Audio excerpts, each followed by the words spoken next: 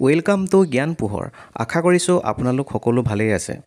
ডিব্ৰুগড় ইউনিভাৰ্চিটিৰ যি বিএডৰ এণ্ট্ৰেন্স সেই এণ্ট্ৰেন্সৰ ৰিজাল্ট দিলে আৰু তাৰ পিছতে আপোনালোকে বহুতে সুধি আছিল যে ডিব্ৰুগড় ইউনিভাৰ্চিটিৰ যি কেম্পাছৰ নটিফিকেশ্যন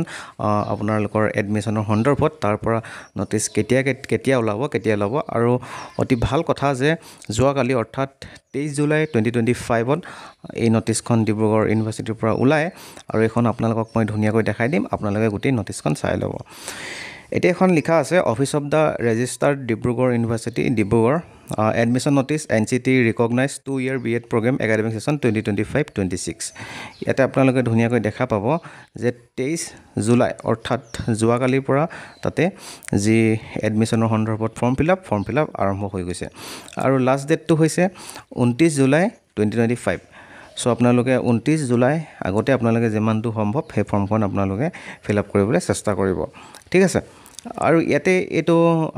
পোৰ্টেলটো দি দিছে এই পোৰ্টেলটোত আপোনালোকে গৈ ফাৰ্ষ্টে আপুনি এটা মোবাইল নাম্বাৰ লাগিব সেই নাম্বাৰটো দি আপুনি ৰেজিষ্টাৰ কৰি ল'ব ৰেজিষ্টাৰ কৰিলে তাতে ধুনীয়াকৈ লগইন কৰি ফৰ্মখন আপুনি ফিল আপ কৰি দিব তাৰ পাছত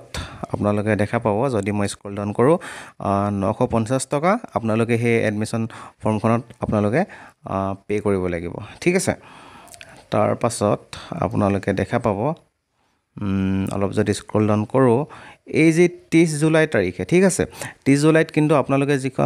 মানে আপুনি ধৰি লওক অনলাইন ফৰ্মটো ফিল আপ কৰিলে ঠিক আছে কিন্তু আপোনালোকে আকৌ হাৰ্ড কপিটো নি সেই তাতে মানে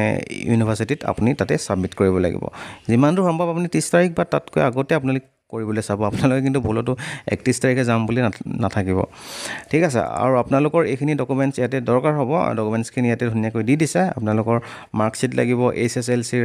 HS ঠিক তেনেদৰে আপোনাৰ TDC ফাৰ্ষ্ট ছেমিষ্টাৰৰ পৰা একদম 6 ছেমিষ্টাৰলৈকে আৰু যদি আপুনি ধৰি লওক PG যদি আপুনি কৰা আছিলে আৰু তাত আৰু যদি আপুনি এপ্লাই কৰিছিলে তেতিয়াহ'লে আপুনি PGৰ মাৰ্কশ্বিটখিনিও আপুনি ইয়াতে প্ৰয়োজন হ'ব ঠিক আছে আৰু আপুনি যদি কোনোবা কাষ্টৰ পৰা বিলং কৰে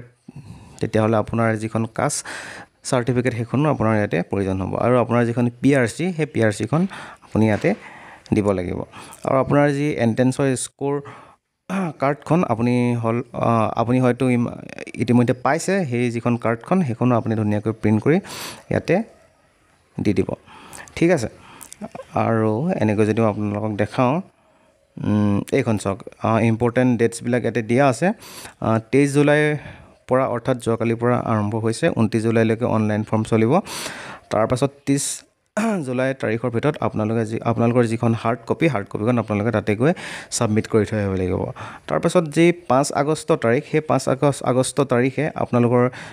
যি মানে সিলেক্টেড যিসকল কেণ্ডিডেট থাকিব তেওঁলোকৰ লিষ্ট মৰা হ'ব আৰু 8 আগষ্ট তাৰিখে সেই সিলেক্টেড কেণ্ডিডেটসকলৰ এডমিশ্যন হ'ব তাৰপিছত 11 আগষ্টৰ পৰা আপোনালোকৰ ক্লাছ আৰম্ভ হৈ যাব গতিকে আপোনালোকে যিমানটো সম্ভৱ জলদি আপোনালোকে ফৰ্মখন ফিল আপ কৰি ধুনীয়াকৈ আপোনালোকে যিখিনি ডকুমেণ্টছ ইয়াত লাগে বুলি ইয়াত উল্লেখ কৰা আছে সেই ডকুমেণ্টছখিনি ধুনীয়াকৈ নি একেলগে হাৰ্ড কপিটো তাতে ছাবমিট কৰি থৈ আহিব বাকী আজিলৈ ইমানেই আৰু আপোনালোকে যাতে আপডেটবিলাক সময়মতে পাই থাকে তাৰ কাৰণে আপোনালোকে চেনেলটি ছাবস্ক্ৰাইব কৰি ল'ব ধন্যবাদ